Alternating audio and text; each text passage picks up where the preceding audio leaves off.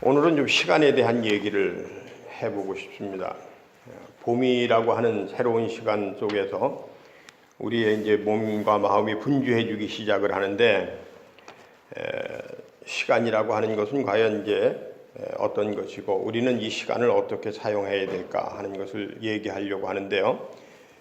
시간이라고 하는 주제를 오늘 본문으로 정한 것은 오늘 우리 사회에서 일어나는 일들하고 무관하지 않습니다.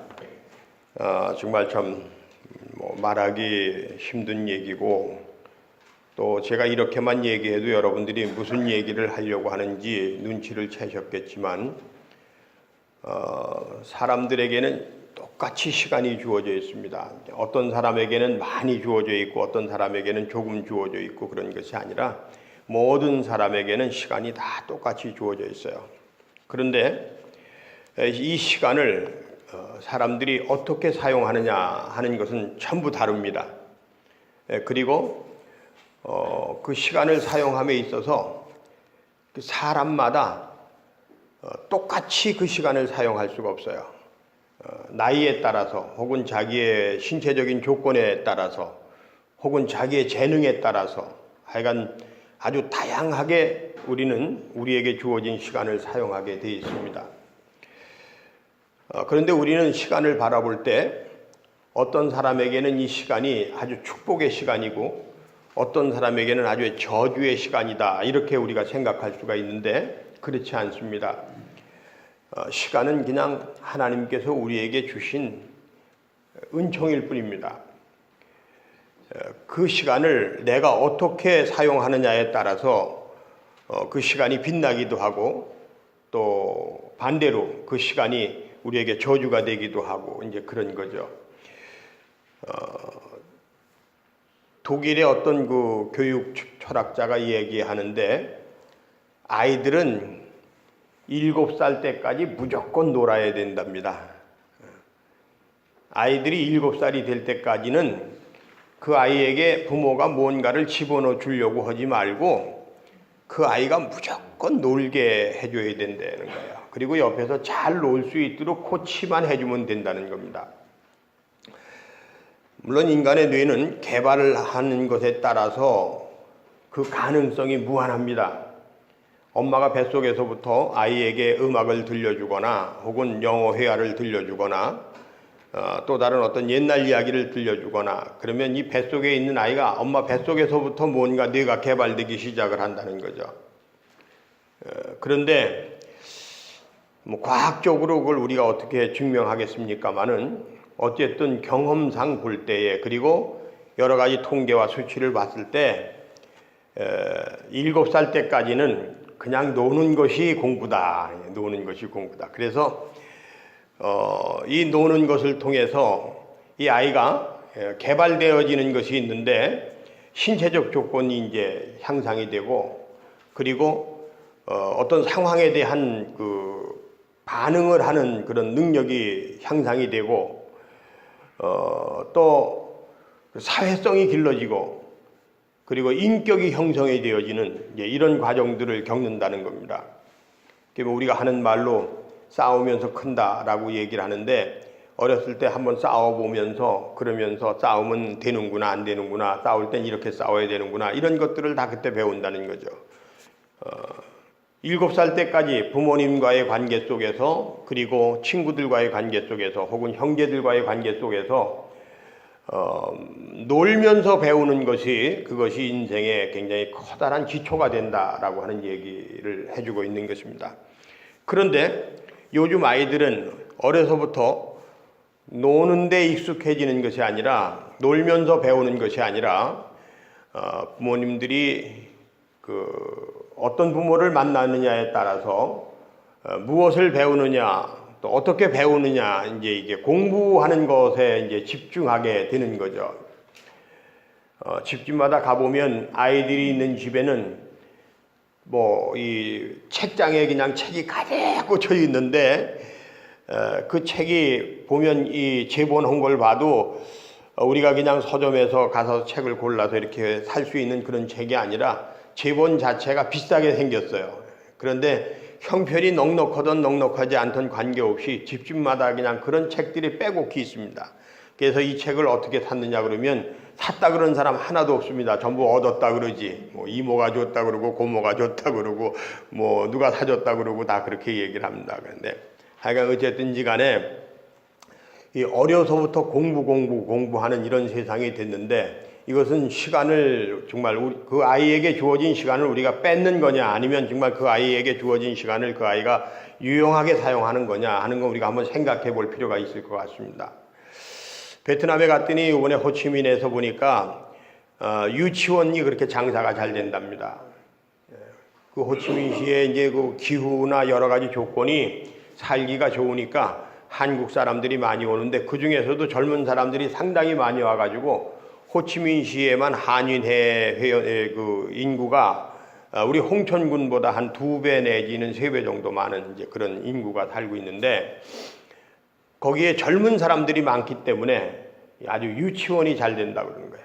그래서 저도 그 얘기를 들으면서 우리 윤정이가 베트남에 가서 살면 어떨까 그런 생각을 한번 해봤어요. 어린이집 교사니까 그러면 가서 좀 잘하면 돈도 좀 벌지 않겠나 그런 생각도 해봤는데 그리고 이제 유치원하고 또 하나 잘 되는 게 뭐냐 하면은 이제 마사지숍이 잘 되는 거야. 이게 젊은 부부들이 살기 좋은 곳을 찾아서 와서 살긴 하는데 한국에서 사는 것만큼 그렇게 뭐 친구들이 많이 있거나 뭐 어디 갈 데가 많거나 이런 게 아니고 어떤 한정된 그런 공간 속에서 어떤 환경 속에서 이렇게 살다 보니까 시간은 많은데 할 게 없는 거야.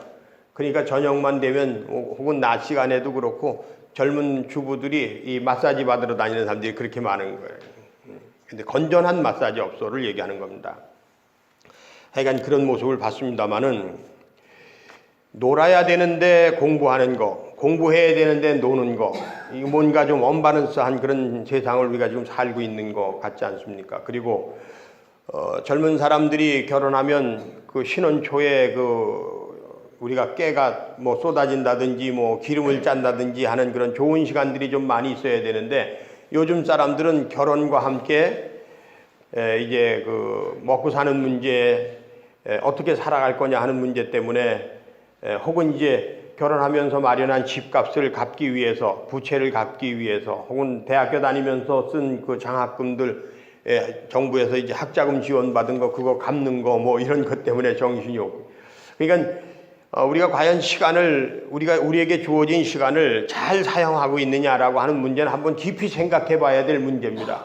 저는 그런 관점에서 하나님께서 세상을 창조하신 그 창조의 계획과 섭리와 목적 속에서 과연 우리는 시간을 어떻게 사용해야 될 것이냐라고 하는 것을 한번 생각해 보고 싶은 겁니다. 오늘 로마서 8장에 보면 또한 너희가 이 시기를 알거니와 그랬습니다. 시기를 안다고 하는 것, 때를 안다고 하는 게 사실은 굉장히 중요합니다. 우리가 아무리 내가 뭘 하고 싶어도 지금 때가 어느 때냐라고 하는 것에 의해서 우리는 그 시간을 사용할 수밖에 없습니다. 봄이 되니까 이제 우리는 뭐 원치 않든 원든지 간에 밭에 나가서 거름을 줘야 되고 그리고 이제 밭을 갈아야 되고 그런 곡식 이제 모종을 해야 되고 그리고 이제 그 모종을 내다 심어야 되고 하는 그런 시기를 맞이하지 않습니까? 마찬가지로 그 때를 잘 알아서 우리가 무언가를 생각하고 그 시간을 우리가 사용해야 된다 하는 겁니다. 그냥 무조건 야, 뭐 우리가 세상에 뭐 일하러 왔냐, 그냥 놀러 온 거 아니냐, 그냥 놀다 가자 이렇게 한다고 해서 그게 그 시간을 잘 사용하는 게 아니지 않습니까? 사람은 언제든지 지금이 어느 때냐라고 하는 것을 잘 분별할 수 있는 사람이 돼야 됩니다. 그래가지고 거기에 맞게 살아야지 우리가 욕심을 내가지고서 이것도 하고 저것도 하고 그리고 또 저것도 하고 이렇게 해가지고서 산다고 하는 그것은 어떻게 보면 시간을 잘 선용하는 것이라고 우리가 볼 수가 없는 거죠. 그래서 저는 오늘 이 본문 속에서 먼저 이 시기를 알거니와 그랬습니다. 이 시기를 알거니와. 그런데 이 시기는 언제냐? 자다가 깰 때가 벌써 되었으니 이는 이제 우리의 구원이 처음 믿을 때보다 가까웠습니다 하는 얘기입니다. 밤이 깊고 낮이 가까웠으니 그러므로 우리가 어둠의 일을 벗고 빛의 갑옷을 입자. 낮에와 같이 단정히 행하고 방탕하거나 술 취하지 말며 음란하거나 호색하지 말며 다투거나 시기하지 말고, 이게 오직 주 예수 그리스도로 옷 입고 정욕을 위하여 육신의 일을 도모하지 말라. 그러니까 육신의 일을 도모할 때가 아니지 않느냐라고 하는 얘기를 처음부터 끝까지 쭉 하고 있지 않습니까? 육신의 일을 도모한다고 하는 거예요. 그런데 사람들은 지금 이 성경이 기록된 시대와 지금 우리가 연대를 좀 계산해 보면 이 로마서가 기록된 시대가 지금부터 뭐 거의 2000년 전 아닙니까? 우리가 이 성경이 2000년 전에 기록됐다고 하는 걸 우리가 지금 보고 있는데 이건 놀라운 일입니다. 우리 역사는요, 2000년 전에 기록이 별로 없어요. 지금 찾아볼 수가 없습니다. 없는 게 아니라 중간에 많이 이제 이게 소멸돼 가지고서 여러 가지 이유 때문에 소멸됐습니다만은, 그래서 우리는 우리 역사조차도 제대로 볼 수가 없는데, 어쨌든 2000년 전에 이런 기록이 오늘 우리가 이 앉아서 이걸 볼 수 있다고 하는 거, 이거 대단한 일이죠. 그런데 더 중요한 건 뭐냐면 그때나 지금이나 같다는 거예요. 육신의 일을 도모하지 말고, 정욕을 꾀하지 말고, 방탕하지 말고, 술 취하지 말고, 음란하거나 호색하지 말고, 다투거나 시기하지 말고, 그리고 우리는 거룩한 일을 도모해야 될 때라, 그런 얘기입니다. 여러분, 지금 이 시기는 어떤 때냐? 저는 이렇게 생각합니다. 우리는 그동안에 잘 먹고 잘 살기 위해서 공부를 많이 해가지고서 세계에서 우리 대한민국 사람들이 1등 가는 게 굉장히 많아요. 핵무기도 지금 우리가 지금 만들고자 하기만 하면은 우리 전 세계에 있는 우리나라 과학자들 불러다가 만들면 아마 1년 안에 핵무기 다 만들 겁니다. 뭐 못할 게 없을 정도로 모든 기술과 그리고 지식과 이런 전문적인 그런 것들이 다 발달한 시대라고 생각을 합니다. 그런데 문제는 뭐냐 하면 잘 먹고 잘 사는 거는 분명한데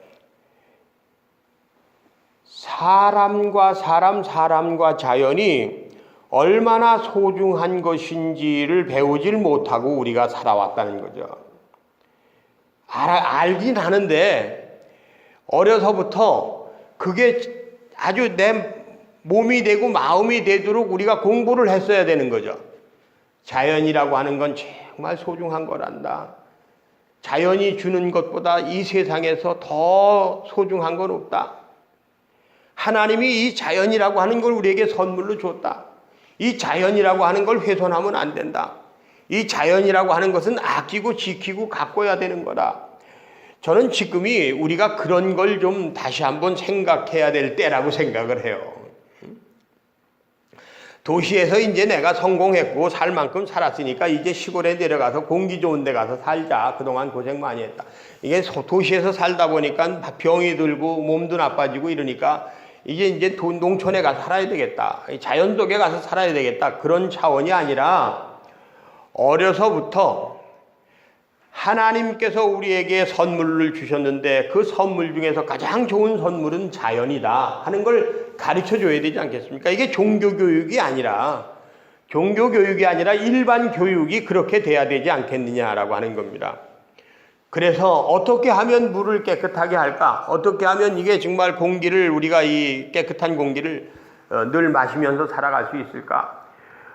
그리고 사람들이 서울에서 오는 사람들이 한결같이 하는 말이 아유 여기서 보는 무궁화는 서울에서 보는 무궁화 꽃하고 달라요. 그렇게 얘기하는데 이 매연 속에 있는 무궁화하고 이 오염된 환경 속에서 자라는 무궁화 그리고 비료나 그냥 어쩌다 한번 주는 데서 자라는 무궁화하고 이 자연 속에서 자라는 이 무궁화하고 전혀 다르죠. 꽃이 다릅니다. 정말 이 자연이라고 하는 것이 얼마나 소중한지를 뭐 제가 더 이상 얘기하지 않아도 이제 여러분들이 저보다 더 잘 아는 세상이 됐습니다. 지금부터 30년 전만 해도 제가 이제 농촌 목회자로서 농촌 운동을 하면서 이 환경에 대한 관심을 가지고 그리고 이제 환경에 대한 얘기를 할 때 그때 사람들이 에이 그랬어요. 근데 지금은 사람들이 이제는 얼마나 이것이 소중한지를 알고요. 농약을 친 농산물하고 농약을 치지 않은 농산물하고 뭐가 어떻게 다른지를 사람들이 너무 잘 압니다. 제가 그 쌍용교회라고 충청도 온양 근처에 있는 교회에서 목회할 때 뭐 지금부터 거의 한 35년 전이죠. 30년 이전인데 35년쯤 됐습니다. 그런데 그때에 젊은 청년이 있었는데 그 청년이 벌써 이제 58살이 됐어요. 근데 이 청년이 농촌운동을 하느라고 여태 장계도 못 갔습니다. 그러면서 이제 살았는데 마침 그 짐을 내려놨어요, 얼마 전에. 그래서 제가 전화를 해가지고 그동안 수고 많았다 했었지. 근데 장계는 가야 되지 않겠냐. 베트남 여자가 좋다고 그러더라. 그랬더니 이 친구 하는 말이 그래도 토종 과부가 낫지 않겠어요. 그렇게 얘기를 하길래 내가 한번 찾아보마 그랬는데 마음에 있는 분들은 저한테 좀 소식을 주시기 바랍니다. 그럴 만한 사람이 있으면. 근데 이 친구가 하는 말이 이제는 다 내려놨으니까 농사를 지려고 그래요. 농사에다가 아주 그 자기가 농사 짓는 것에 이제는 아주 그 집중을 해서 올해부터 농사를 잘 줘보려고 그럽니다. 그래서 어떻게 무슨 작물을 하려고 그러냐 그랬더니 토종 작물을 가지고 그 씨앗을 파종을 해서 모종을 만들어 가지고 생산하는 일을 하겠다 그래서 고추도 토종 씨앗으로다 지금 이제 그 육묘를 해가지고 모종이 자라고 있답니다. 그리고 이제 뭐 옥수수도 토종 옥수수를 가지고 이제 기르고 그래서 5월 10일경쯤 되면 이제 모종을 나눠줄 수 있다고 그렇게 얘기를 하길래 제가 그러면 많이는 뭐 내가 달라 그럴 수는 없고 조금 좀 줄 수 있느냐. 우리 딸이 또 농사 진다고 하니까 이왕이면 그 토종 씨앗으로 그럼 우리도 좀 농사를 줘보겠다. 그랬더니 얼마든지 드리겠다고. 많지는 않아도 목사님 필요한 만큼은 드리겠다고 그렇게 얘기를 하는데 토종이 뭐가 좋냐 그랬더니 일단은 그 토종은 씨앗을 내가 받아가지고 내년에 심어도 된다는데 계속 그래가지고 이 씨앗 값이 종자 값이 너무 비싸지니까 앞으로는 이것 때문에 농사 짓기가 힘들어질 거다. 그렇기 때문에 우리가 일제 토종 씨앗을 가지고 농사를 짓는 운동이 지금 막 시작이 됐답니다. 그래가지고 전국적으로 이제 붐이 일어나고 있으니까 아마 곧 거기도 그런 붐이 일어날 겁니다. 그런 얘기를 하더라고요. 토종 씨앗으로 생산되어진 농산물을 먹는 것하고 또 요즘에 그 GMO 어쩌고 저쩌고 하는 요즘에 그런 공부는 아예 담을 쌌기 때문에 전혀 모릅니다. 그런데 이거를 우리가 먹지 말자. 이거는 이 수입을 하지 못하도록 하자. 이런 운동이 또 시작이 되고 있다 그러네요. 그래서 하여간 자연의 소중함에서 벗어나면 인간이 병드는 것밖에 없다. 그러니까 이 자연의 소중함을 배우는 그런 그 공부가 좀 시작이 됐으면 좋겠다. 저는 지금도 기억하는 게 잠깐 우리 교회에 좀 다니다가 지금은 제주도에 가서 사는 쌍둥이 엄마가 있는데 이 쌍둥이 엄마가 걔네들이 지금은 이제 군대 제대하고 다 그렇게 됐습니다만은 어렸을 때 그 5살 6살 요때 그 아이들을 데리고 이 강가에 가서 거닐고 돌멩이를 줍고 그러면서 얘기를 하고 그렇게 놀길래 야, 그 애들 데리고 그렇게 다니는 거 보니까 참 신기하다 그랬더니 하는 말이 어려서부터 이런 거를 가르쳐 줘야 돼요. 자연의 소중함을 가르쳐 줘야 돼요. 이렇게 얘기한 게 지금도 기억에 남아요.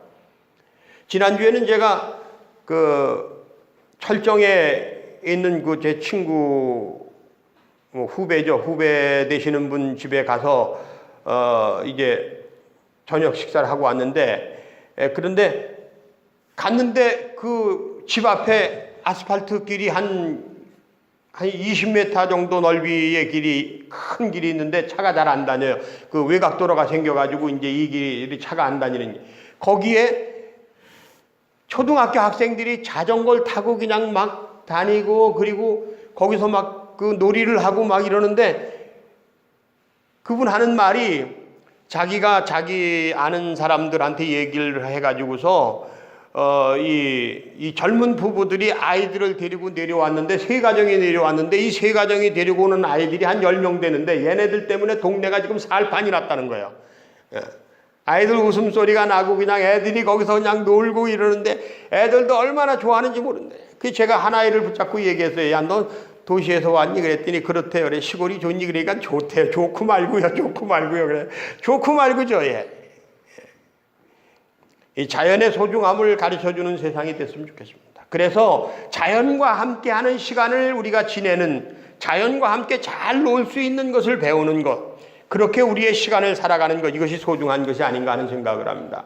두 번째로 저는 이제 우리가 이 시대는 어떤 시대냐 그랬을 때 따라서 하십시다. 사람과 사람이 서로를 소중하게 여기고 존중하고 배려해야 되는 때다. 그런 공부를 우리가 해야 되고 그렇게 살아야 되는 때라고 생각을 해요. 저 어렸을 때 죄송하지만은 그런 공부 한 번도 해본 적이 없습니다. 그냥 어디 가서 맞고 들어오면 안 된다, 싸우면 이겨야 된다, 뭐 이런 공부는 했습니다. 그리고 남한테 해를 끼치면 안 된다, 밥때가 되면 남의 집에 가서 놀다가도 와야 된다, 그런 공부는 했지만 부모에게 잘해야 된다, 어른한테 인사해야 된다, 잘해야 된다, 이런 공부는 했지만 사람은 누구나 다 소중한 존재란다. 네 동생이 없으면 네가 어떻게 되겠니? 네 형이 없으면 네가 어떻게 되겠니? 엄마 아빠가 없으면 네가 어떻게 되겠니? 이 세상에 여자가 없으면 어떻겠니? 남자가 없으면 어떻겠니? 남자와 여자, 어린아이와 어른 다 소중한 존재란다. 그렇기 때문에 우리가 존중해줘야 되고 배려해줘야 되고 이해해줘야 되고 품어줘야 되는데 이렇게 존중하고 이렇게 품어주고 이렇게 이해하고 이렇게 사랑해야 된다. 우리가 그런 공부를 한 번도 해본 적이 없어요. 단지 힘 있는 사람은 힘 없는 사람을 이렇게 무시하고 그리고 비웃고 그리고 짓밟고 그래도 그것이 자랑거리 가지고 그게 당당하고 이런 세상 우리가 살았습니다. 저는 학교 다닐 때 저보다 못한 사람들을 보면 야 그거 왜 못하냐 이렇게 하면 되는데 이런 비응신 같은 일하고 이렇게 생각을 하고 살았어요. 얼마 전에 우인이가 중학교 1학년짜리 지금 2학년이 됐지만 이 1학년짜리 우인이가 저를 보고 제가 그런 얘기를 했더니 저보고 하는 얘기가 조금 있다가 얘기를 하더라고요. 한참 자기가 생각을 한 거죠. 이제 내가 얘기한 걸 생각을 한 거예요. 많이 생각해 본 거예요. 그리고 하는 말이 목사님 따라서 하십시다. 그때 목사님 기분이 어떠셨어요? 이거 질문이 참 맹랑하지 않습니까? 그런데 그때 목사님 기분이 어떠셨어요? 라고 물어보는데 제가 기분을 얘기한 게 아니라 그때는 나는 그게 자랑인 줄 알았단다 이렇게 대답을 했습니다. 그때는 나는 그게 자랑인 줄 알았다. 그래서 친구가 다른 친구한테 가가지고 야 나 그 새끼한테 이렇게 하니까 그 새끼가 이렇게 하더라 그러고 자랑했다. 그게 제 현실이었습니다. 저는 그게 그냥 잘난 건 줄 알고 잘하는 건 줄 알았습니다. 그런데 예수님을 만나고 나서부터 제 생각이 바뀌었어요. 그렇게 하면 안 되는 거구나. 내가 그렇게 하면 그 사람이 얼마나 힘들고 얼마나 아프고 얼마나 괴로운지 그걸 제가 이해하는 사람이 됐습니다. 제가 참새 한 마리 못 잡습니다. 저는 개를 묶어놓고 있는 게 정말 너무 힘들어요. 어젯밤에도 풀어놨더니 우리 윤정이가 아빠가 풀어놨어. 그랬는데 풀어놨죠. 근데 다행스러운 건 쟤는 사람만 보면 무서워가지고 지가 도망가요. 그래서 좀 다행스럽긴 해요. 네. 저는 낚시 안 합니다. 여기 낚시하는 분들이 계셔가지고 오해하시지 마세요. 저는 그렇습니다. 그 낚싯바늘에 고기에 입이 걸려가지고 이게 올라왔는데 그걸 좋다 그러는 그 심정을 나는 이해를 못합니다. 옛날엔 그랬습니다. 옛날엔 그게 잘하는 건 줄 알았습니다. 잡았다 그러냐. 야 손맛 봐라. 이 손맛이 얼마나 좋은지 아니 제가 그랬습니다. 저는 화투 안 합니다. 고스톱도 못 배웠습니다. 어떻게 남의 돈을 땁니까? 내가 굶고 말지. 아니 내가 사 먹고 싶은 빵을 안 사 먹는 게 낫지 어떻게 남의 돈을 내가 따냐 이거예요. 그렇게 예수 믿고 제가 바뀌었어요. 새 사람이 된 겁니다. 완전 새 사람이 됐어요. 저는 이제 사람이 소중하고 사람이 얼마나 귀한지를 압니다. 내가 저 사람한테 잘해주면 저 사람이 나한테 떡을 준다는 걸 깨달은 거예요. 내가 저 사람한테 해를 끼치면 저 사람이 내가 회초리를 치면 저 사람이 몽둥이로 나를 때린다는 걸 이제 배운 겁니다. 근데 어려서부터 우리가 그런 공부를 해야 될 때가 아니냐, 이제. 대한민국이 바로 그런 때가 아니냐. 제가 사랑 공부를 하기 시작한 건 그래서 시작한 겁니다. 이제는 우리가 서로를 존중하고 배려하는 그런 세상을 만들어야 되지 않겠냐. 이게 이제 21세기의 독립운동 아니냐. 이런 생각을 저에게 주신 분이 바로 하나님이십니다. 하나님께서 세상을 창조하신 목적이 그것이고 하나님께서 세상을 우리에게 주신 이유가 바로 그럽니다. 그런 세상을 살아갈 수 있도록 하나님이 우리를 축복하셨다 그런 얘기입니다. 여러분, 시간이라고 하는 것은 모든 사람에게 주신 하나님의 은총입니다. 여러분 지금 강대병원에 그 여명이 아빠가 치료 중이지만 중환자실에서 내려와가지고 이제 입원실에서 이렇게 그 빨대로다가 이제 그 내려오는 음식을 먹으면서 이게 말을 잘해요. 이제 그래서 많이 회복이 됐습니다. 저는요 이것을 그냥 저절로 이루어진 것이라고 저는 생각하지 않습니다. 제가 처음 왔을 때 20여 년 전에 여명이 아빠에 대해서 얘기하면서 근육세포가 죽어가는데 이게 나중에 심장 근육이 굳어가면 그때는 이제 마지막입니다 그랬어요. 그리고 통계상으로 그렇게 10년 이상 산 사람이 별로 없습니다. 그런데 제가 와서 만난 지가 24년인데 아직도 살아있어요. 그리고 이번에는 이제 심장 근육이 굳어서 호흡을 못하는 상태가 돼가지고 호흡이 정지된 상태에서 119를 불러가지고 병원에 들어간 건데 그 병원에서 어쨌든지 간에 이게 회복이 돼가지고 지금 어쨌든 산소호흡기를 끼고 있지만은 이렇게 뭐 좀 보조장치를 하고 있지만은 자기가 숨을 쉬고 말을 하고 음식을 빨아먹고 있지 않어요? 근데 거기에는요 내가 지금 죽으면 안 된다고 하는 가족에 대한 사랑, 그 사랑이 자기와 함께 살아가는 사람들을 다 감동시키는 거룩한 삶이 있기 때문에 기적이 이어지고 있다고 저는 그렇게 믿습니다. 여러분, 예수를 만나서 예수 안에서 산다고 하는 것하고 그냥 세상적인 생각을 가지고 내 정욕을 위해서 살다가 안 되면 모팔 하면서 사는 것하고는 전혀 다른 겁니다. 예수 안에서 거룩한 삶을 산다고 하는 것, 이웃을 내 몸과 같이 사랑한다고 하는 것, 나에게 주어진 시간을 하나님의 사랑으로 채워간다고 하는 것은 그래서 소중한 겁니다.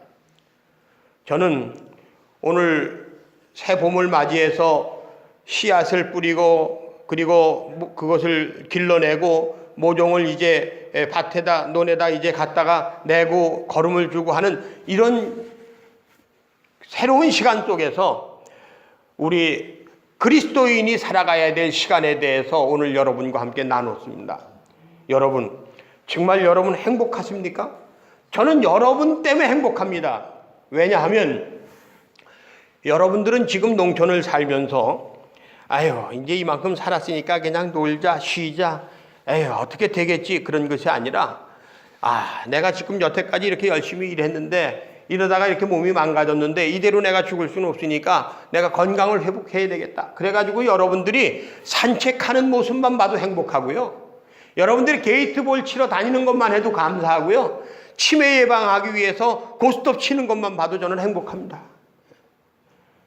여러분들에게 주어진 시간 속에서 여러분들이 교회를 통해서 이웃을 섬기는 모습들을 보고 말 한마디라도 좋은 말을 하려고 노력하는 그런 이야기들을 들을 때마다 저는 행복합니다.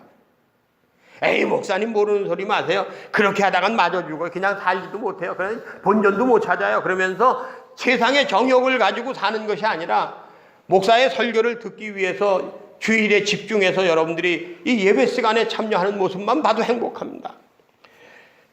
그리고 여러분들이 어떻게 하면 우리가 좀 더 많이 나눌까를 생각하면서 막걸리를 만들고 뭘 하나 나눠도 아름답게 예쁘게 나누자고 와인을 배우고 그리고 꽃차를 만들어서 봉사하러 다니고 그림을 그려서 나눠주고 시를 써서 나눠주고 이런 한석교회의 모습을 생각하면 너무나도 행복합니다. 여러분, 하나님은 우리에게 따라서 하십시다. 거룩한 시간을 주셨습니다.